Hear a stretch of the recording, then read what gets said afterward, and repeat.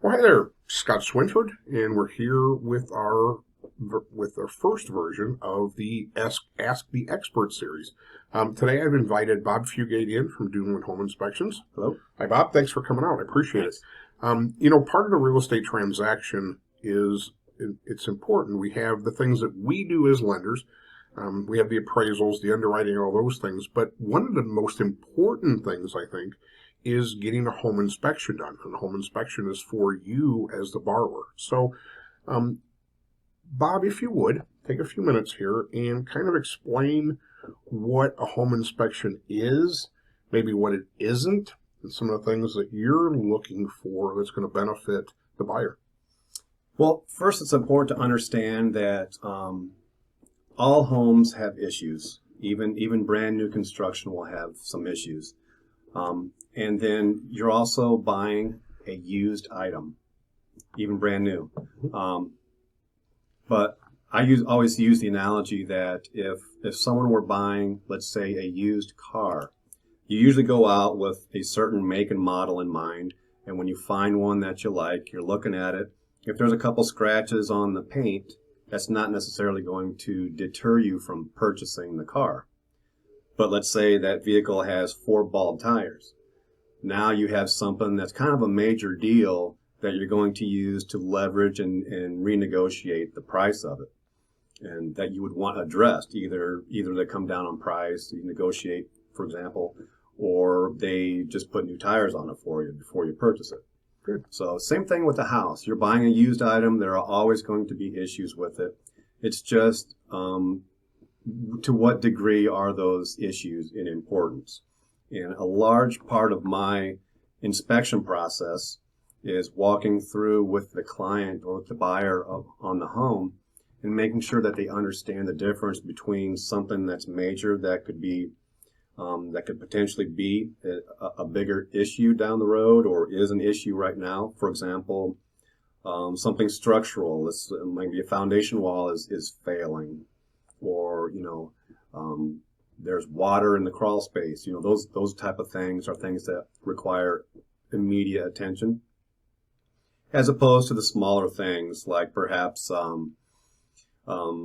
maybe the hot and cold on the shower diverter are backwards, so you're turning it to the right for hot instead of the left. Something simple like that is more of a maintenance type of item. But the inspection itself is a snapshot of the condition of the home on the date of the inspection. Excellent. And so you're looking for things that could potentially fail later on that the borrower should know about. Any things that could be a safety hazard, maybe a sanitation hazard, like, hey, the water doesn't run, you can't wash your hands, etc. What are some common things that you see that might be easy fixes, but sometimes the buyers think, wow, this might be a deal breaker, but for you, it's like, this is something that's not a big deal. It's common to find, for example, let's start on the exterior, caulking around doors and windows. That's a very common place to find either missing or deteriorated caulking.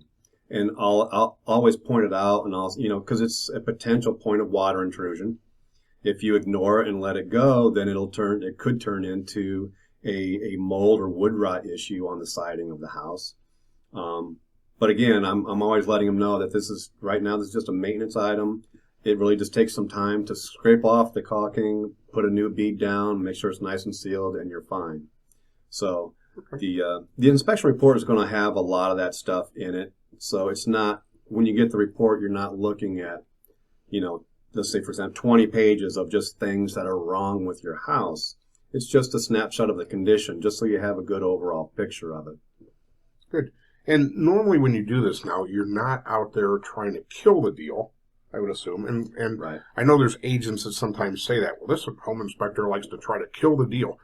But that's not the reason that you come out. It's really to let the borrower know or the buyer know what they're getting into. We've joked around a few times with some of the inspectors and say, well, the doorbell doesn't work, so you should ask for a new furnace.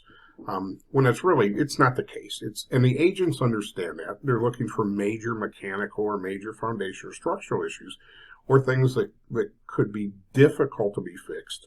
Or Bob is also going to point out some of the smaller things that may be like that, like, a year from now, if the caulking's not replaced, could it be causing structural damage or wood damage that has to be replaced or cost you a lot of money when you can, take an hour, scrape it off, and put a fairly inexpensive tube of caulk on it to make it better. So these are the things that we rely really on the home inspectors for.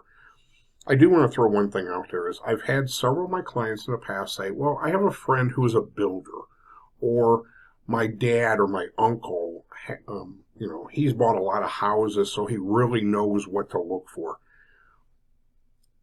I have to say, someone who's been trained and who's licensed and who does that is probably in a little bit better position. Bob, are there things that you see that maybe the average, even if it's an investor or a builder or someone, may not see through just the additional training that you have? Well, maybe not so much from the training, but it's just from the experience of just seeing such a wide variety of houses, from brand new construction to over 100-year-old homes. And you just develop this picture of kind of things to look for. Different types of houses. You can go straight to an area of the house to see if there's any damage there. For example, under sliding glass doors, usually, I shouldn't say usually, but they are a common place to find water intrusion if they've installed the sliding glass door themselves.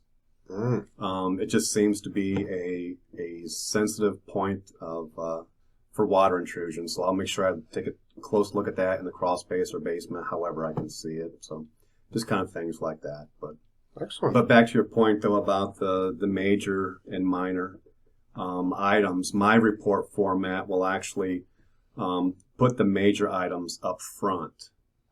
And then the full report, they can toggle back to that. But I always remind them at the end of the inspection, here are the big things you need to be concerned about.